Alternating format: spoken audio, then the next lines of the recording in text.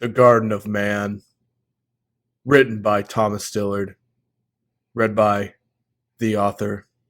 In an ancient land far away stood a kingdom of a forgotten time, that of myth, fantasy, and legend, but was real to all those who lived during it.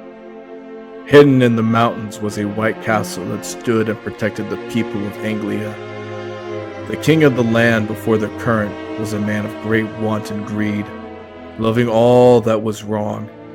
He even accused his most trusted white knights, who bore his red lion sigil on their chests, claiming treason against them falsely, expelling them from his land, seizing their gold, and putting those who would not leave to be burned at the stake. "A curse!" the leader of the Holy White Knights shouted as he burned at the stake in front of the kingdom. "A curse upon you and this land!" damning them with his last breath. That winter the king would die, his body reeking of such a horrible smell that no one could bear to be in the same room as his lifeless corpse. On the day of the king's funeral, his son took the crown, while also taking the throne that was now tainted by his father's legacy. The White Castle stood in the middle of the kingdom. To the east, north, and south stood several mountains that overlooked the walls, hidden in the valleys. Only to the west could anyone leave the kingdom on a straight road to the outside world. The walls were sturdy and strong from invaders. The people had known peace from the outside world for a generation. The beauty inside was incomparable to anything else. A triangle formed in the middle of the city of the three main pillars: the castle in the northern middle, the garden to the west, and the fountain in the east. The green leaves on the garden were so beautiful, no one even dared to touch it for fear of destroying its fairness. The fountain was almost as tall as the castle, made of the same white granite to match, as well as the city walls. The fountain has 3 levels of bowls, going from south to north, with each bowl going from largest to smallest. The people would drink and make wishes into the water, as their hopes and dreams stood with it. Inside the white stone castle, the people of the land were held back by guards and the few knights that remained. They screamed, "Liar! Deceiver! Tyrant!" at the king as they tried to push into the throne that stood over the open courtroom. The king was a perfect Renaissance portrait of a monarch. Tall, handsome, strong with broad shoulders, and with a touch of gray in his black beard, showing wisdom without being an old man. During the scuffle to get inside the large doors of the castle, a knight was pushed so far by the crowd that he was forced over the edge of the wall, falling to his death in the deep river below. In between the mob and the monarchy stood Peter, standing on the side, his back against the wall, watching the madness from afar. The eldest advisor to the king, Medrin, as wise as he is old, tries his best to calm the people. "You don't know what you're doing. This is your king. This is your land, too." The usurper who led the crowd inside walked free from the mob, going past the guards and up to Medrin to question him. The usurper was a skinny man with a soft black beard, green eyes, and wore the finest clothes in all the realm. "Was it not you who stood by and allowed the white knights to be burned?" "I told the former king it was folly, but my words did not reach his heart." "Then what use is your counsel?" The usurper turned from Medrin to look at the people. "Your land has been stolen. Your rights are thrown away. An invasion of your very person has been orchestrated by this man who is your king." Peter pondered the question the usurper had been asking, putting his hand under his chin and thinking that life had become more scrutinized since the burning of the White Knights. The king had allowed the usurper to say his piece, but knowing that things would only grow more dangerous the more he was allowed to stand against his rule. Giving a look to the leader of the royal guard, he nodded and the usurper was grabbed by both arms and pulled towards the exit along with the mob. "A critique! A critique! A critique!" The usurper roared, leading the people as he was being dragged outside. The king, with a flick of his wrist, motioned for his guards to allow the usurper to speak, sealing his fate within his own halls. Tell us, Usurper questioned the king, wiping dust from his person. what will you do to help the people? To stop this new invasion of our personal life? My father. The king questioned himself as he looked down. His legacy I carry on. I must protect you all, care for you all, and lead this land I've been commanded to.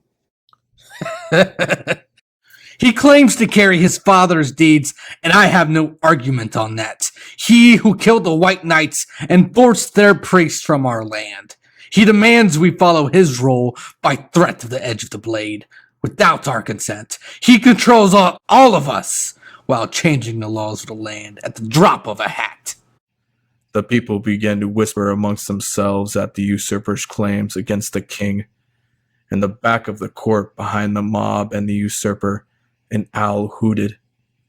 Black with reptilian features in his yellow eyes, the owl hooted again, spreading his dark wings as its shadows spread throughout the room. What use has the king been for you?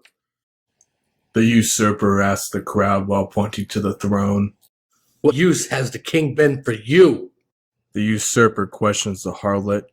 She shakes her head before screaming. None. What use has the king been for you? The usurper interrogates the merchant. He shakes his head before yelling.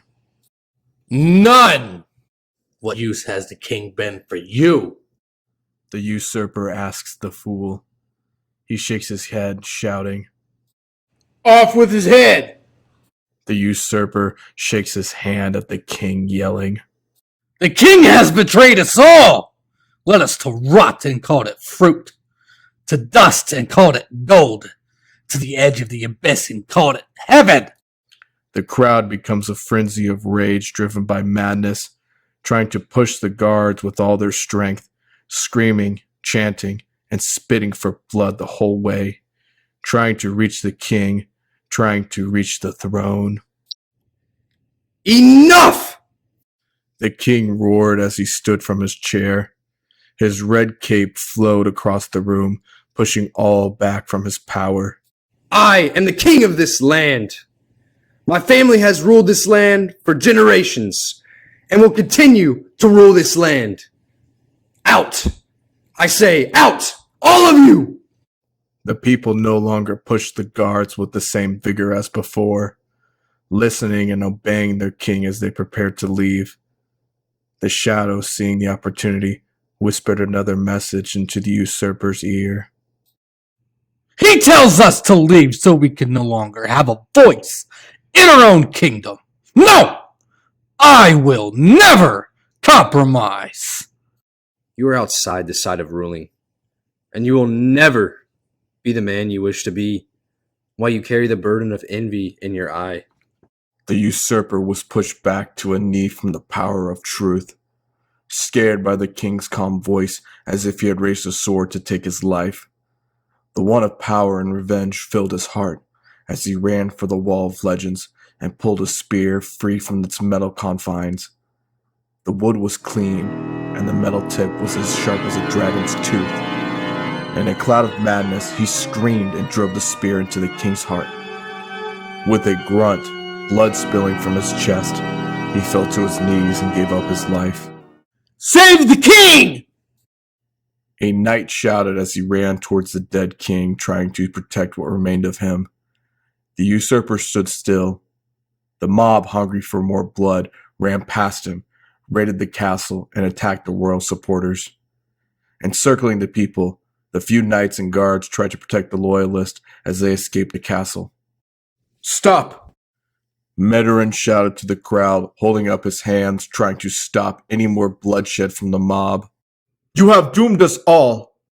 The crowd was uncontrollable, running through the halls, destroying, burning, and killing anyone who could not get behind the guards. Chaos spread, not only over the interior of the castle walls, but all over the kingdom. With the blood of the king on the usurper's palms, he stared at his hands. He couldn't help but shed a tear, as he knew he was not his father, and that the current king was not the former. His action was done, and could not be undone, as he would have to live with his actions forever. Knowing this, he dived deep within his own darkness, taking the blood of the dead king, wiping it all over his face and body, marking himself as a murderer. The shadow grew not only over the usurper, but over the whole kingdom. Before, the sky was empty, with the rays of sun shining down upon the world on the beautiful day. The moment after the king was slain, the sky filled with great clouds and a looming storm. The people still loyal to the king were cast out of the kingdom, forced by the edge of the sword to migrate to a mountain that overlooked their lost land. The queen buried her husband in grief and dirt as she gave her final goodbye. The king's son, the prince, watched as the people tried to rebuild their lives hidden in the peaks. Only Meterin remained, refusing to leave the land even under threat of death. Seeing him as more of a nuisance than a threat to their power, they allowed him to live. The kingdom was controlled by their conquest. Outside, the people all gathered together to celebrate the death of their king, creating a new, large, vertical throne made of charcoal black stone for the usurper, with over 100 steps to reach the seat at the top.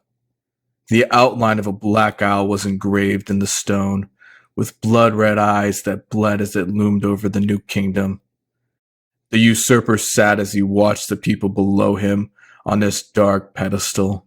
The people made a feast not seen in the kingdom for over 100 years, biting and chewing past their limits, as if there was no tomorrow, no future, only today. Devouring so much food, many of them could hardly stand from their tables, emptying the food reserves hidden away for this one night of celebrating the banquet, washing down their spread with a river of wine that now only held a few drops within the barrels. Meterin still tried to reach the people. "Please, turn from this," he would tell any passerby who he could touch, like a homeless man begging for food. They all ignored him, too busy feasting, drinking, and enjoying themselves. The people started a massive fire in the middle of downtown once night had come, setting ablaze that of their forefathers' legacy, the Great Garden. They burned to try and build their own without carrying on the former. Some were somber at the destruction of the garden, as they had always loved it, reassuring themselves that they could build something bigger, something greater, as the fire stood as tall as the castle, consuming the leaves. Inside the inferno, the people began tearing down their monuments, paintings, books, and statues of a former age, throwing it all into the heat as they watched the flames grow bigger and bigger, with each former relic burning inside. As the temperature began to rise, one of the men started to take off his clothes, his body covered in sweat. The people looked around, shocked at first. The harlot saw her chance and began to arouse the man. The fool and the merchant followed their lead, as everyone else began tearing off their attire to enjoy the momentary pleasures of life, throwing their garments and burning them into the flames as they began to fornicate. The fire burned behind them as a dark force raged inside what they had set. Standing 100 feet tall was the spirit of the bull staring down at them. The shadow over the kingdom only grew darker as nightfall made the cover of their deeds harder to see. Peter, unsure if to go along with the deeds committed by everyone around him, walked up to their new ruler. The usurper's internal character began to manifest itself on his outside appearance. His black hair turned a metal silver, dark black bags under his hazel eyes, and a mess of stubble on his chin that was more scruffy than an unwashed dog. With his face beginning to sink into itself, he had aged 20 years in one night. Peter asked him a simple question. Should I also join in this festival? They are doing things we are unsure of joining in. As you will, the usurper said, sitting still on his throne, now turned dark, falling back into the void. Peter smiled, giving himself the ability to do as he pleased, ripping off his threads and joining in on the new sacred ritual of the destruction of flesh for the night. Midorin turned his eyes away from the people, ashamed at what he saw. He wept that night at what had corrupted them. The light of morning was dim, so much so that many slept past the crack of dawn thinking it was still night. The smoke from the fire was still a stack leading to the sky above. As the people awoke, some felt regret for the night before, others still unsure, and some wanted to do it again. Trying to make the same pleasure as the night before, only to discover it had lost the same feeling of gratitude it once had. Try as they might, the magic was gone, and only a hollow feeling in their hearts remained. Worst of all, the food that they had stored for so many winters was now empty. The fear of hunger now grew, as well as the conflict over supplies, mates, and anything else their hearts desired. The fear of the unwanting drove the conflict. Men began to shout, push, and fight for what they desired. The war had begun in the kingdom. Men began to break chunks off the castle walls, throwing it at one another, destroying the beauty that remained of the castle. Midorin had tried to stop them, but was thrown to the ground for his defense.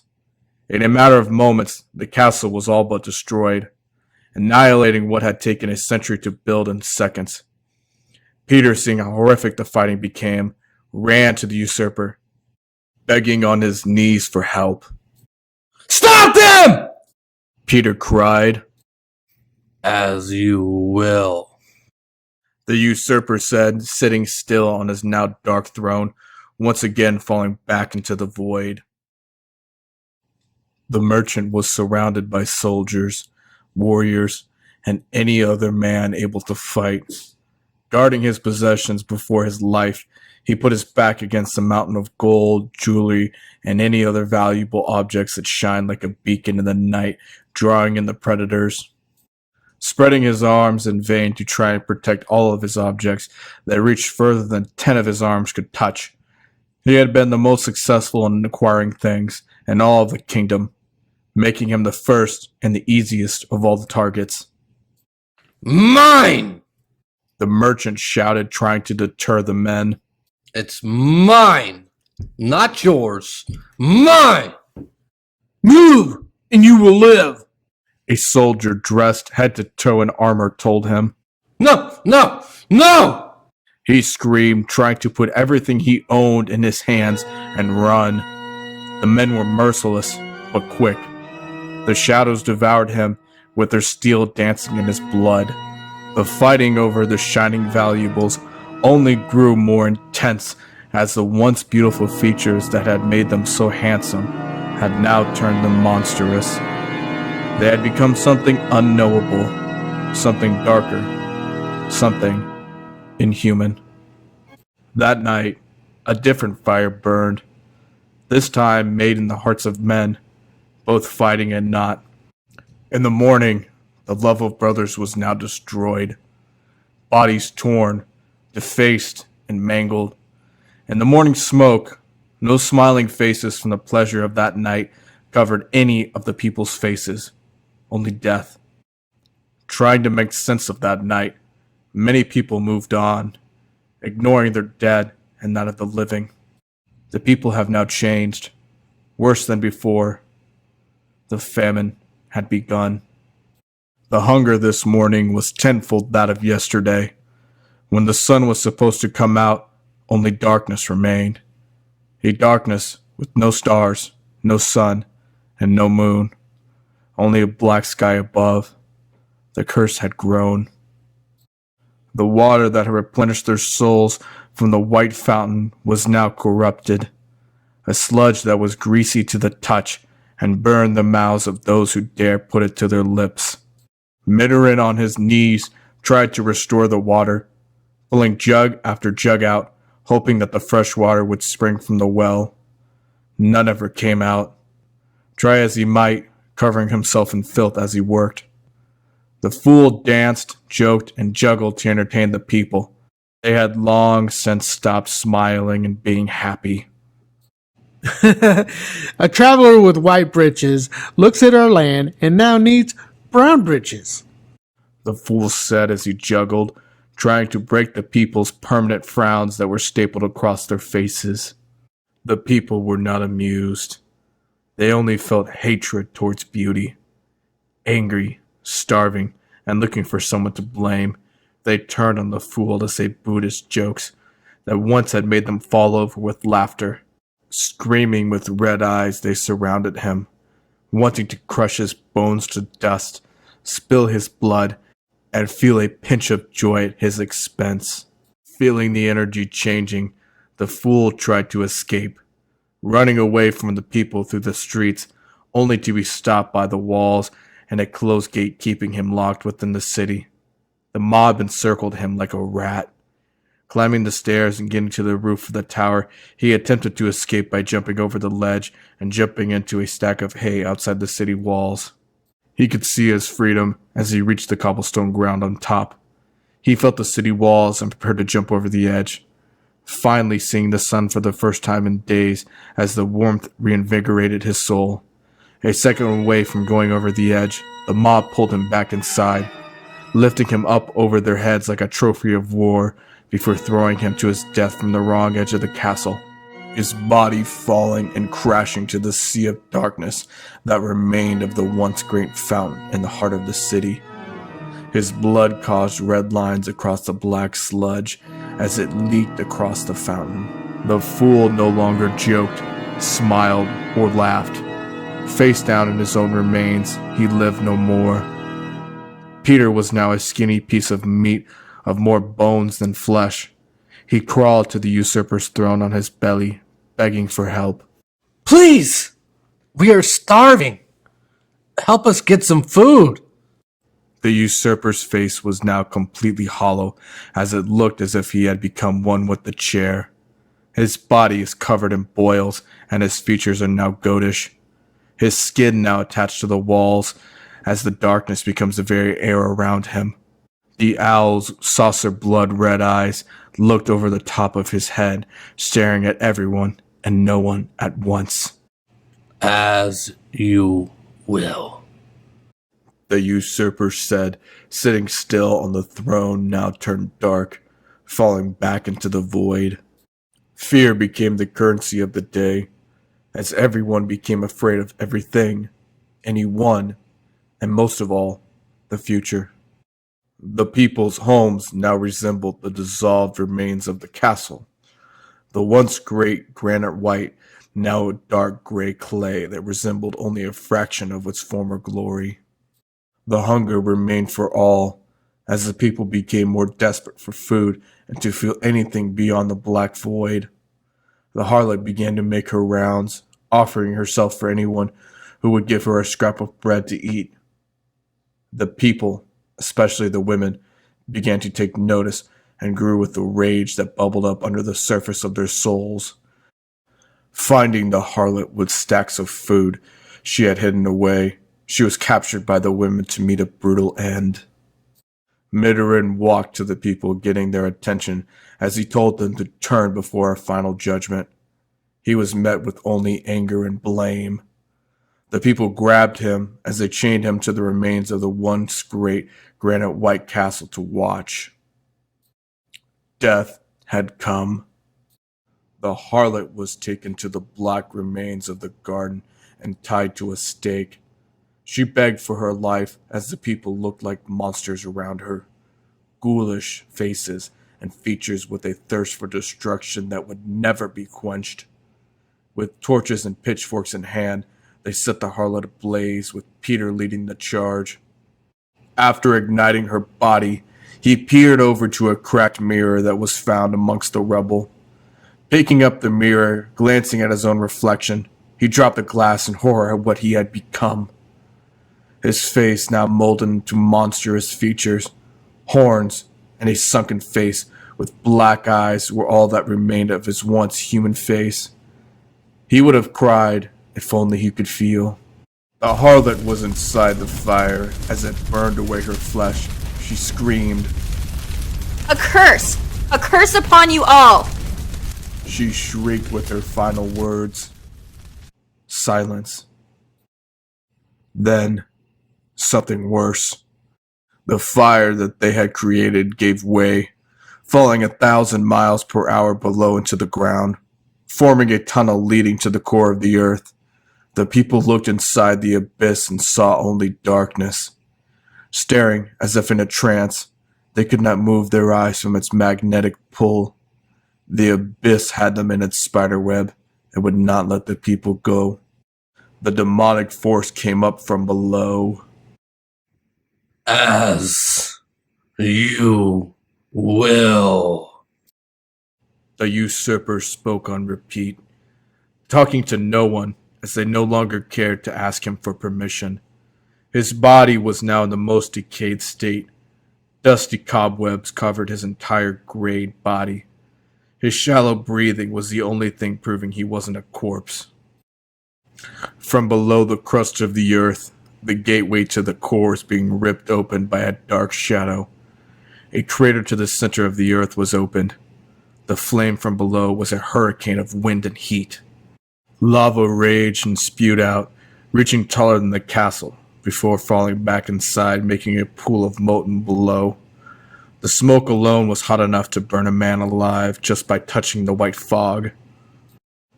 The damned of humanity began to climb out of the depths. Only their souls remained, climbing the sides of the fiery rim, moving like worms in the dirt. Row after row they swarmed until they reached the surface. Without a body, their souls flew aimlessly above, violently searching in the sky for a new living host to take over. The graveyard where so many of the dead had been put to rest was overflowing with corpses. The angry souls found their new bodies, bringing them back to a form of life. Their bodies were zombie-like in appearance, with some so long since dead that they were only a skeleton with eyes, laughing at their new form of existence as they were no longer forsaken, ready to indulge their rage onto humanity. The people of the former kingdom ran for their lives and hid, praying to not be found, but the hunger for revenge against the living, against joy, and against life itself drove the dead skeletons to hunt them down like dogs in the night, casting a net to capture as many humans as they could get their hands on, pulling them towards them as they began to strike and devour their flesh. As the dead ravaged and devoured the living, something darker, more powerful, and more angry came from below. A demon standing 36 feet tall pulled its way from hell below. Black hair that was shaggy like a bear fresh from the river covered the monster. Its eyes so black that there could be no soul behind the pupils. Horns that stabbed out of its forehead were sharper than the finest blades of any land. The beast was big and fast, moving at lightning speed and outdoing the violence committed by the fallen humans, ripping, throwing, and devouring the living. On one hand, the beast could hold over 10 men and women inside its palm. All hope was lost for those who were taken by the grip of the monster. Out of the mouth of the burning lava came terror that was unimaginable, each worse than the horror before it. The living were being massacred to extinction. Midorin cried as he asked, "Why?" To the heavens above, the usurper had lost his soul as much as he had his flesh, with the emptiness of his body now completely hollowed out. Only a skeleton remained as the blackness inside his soul flew out and was pulled along into the wind. The skeleton's remains fell over and turned to dust upon the impact against the dirt-covered ground. The throne was pulled to ash from a strong gust, ending his kingdom forever. From the mountains to the west, the people that had been driven out from their land cower in fear from the torment of their former countrymen, hiding under the ground and inside their houses as hell raged on the outside world. Only one man stood outside and watched the chaos, the firstborn and only son of the king, watching the kingdom that was his birthright burn from the edge of the mountain. The flames of the burning castle shone in his blue eyes. the same eyes as his father's. He was young, only a few winters away from an adult man. Knowing that the time was right, he went to his father's grave and pulled free his family's golden sword. In the world of darkness, his light shined bright, burning through the chaos and preparing to return to his kingdom. With the golden-bladed hand, he cut free Meterin from his chains and handed him down his father's crown. I give you the dirt-covered crown that was my father's. The prince asks Meterin, If I be worthy and you will place it upon my head, I swear it, to fight and kill the darkness that assaults the land, to restore what was once good. The prince kneeled before Meterin, staring at the golden crown, sword, and kneeling prince. Meterin knew he was worthy. Placing the crown on the prince's head, he rose and became the king. With sword in hand, the king prepared for battle against the forces of darkness and retook his father's kingdom.